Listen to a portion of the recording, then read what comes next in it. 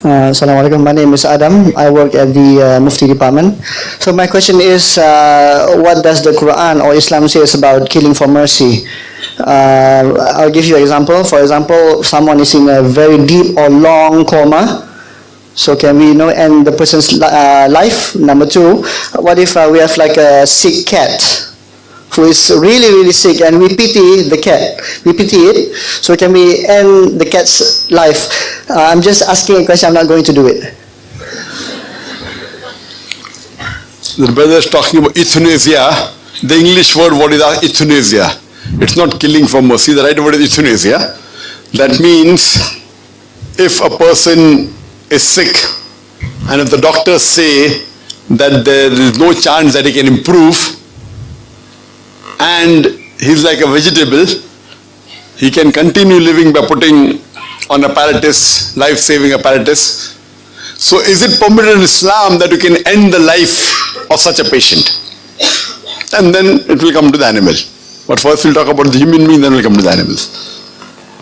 As far as euthanasia is concerned, there are two types of euthanasia. One is active and one is passive.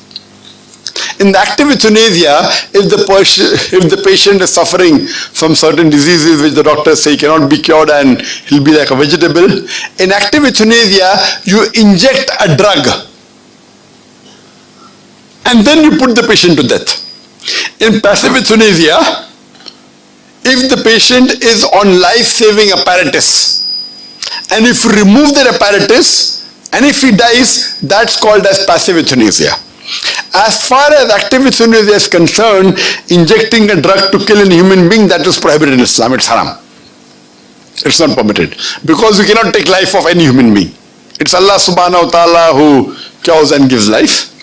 As far as passive euthanasia is concerned, where a patient is on life-saving apparatus, like fibrillators or ventilators, and the doctors say that there's no chance he can improve, he's like a vegetable. And those machines are very expensive.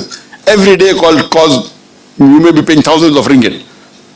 In this case, if the person cannot afford and the doctor says there's no chance of improvement, for you to remove those apparatus because you cannot afford it, that is permissible. Killing actively is prohibited, but passive euthanasia, where you remove the life-saving apparatus because the doctors have said there's no chance of his survival, so passive euthanasia not has to be done, can be done. If you feel they don't have the money, you cannot continue with those bills and it's no longer going to survive.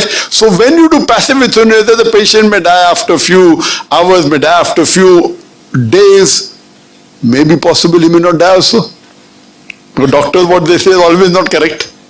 So in passive euthanasia, because you have tested for many weeks and months and doctors have given up hope, you can remove the apparatus. If you can't afford it, that is permitted.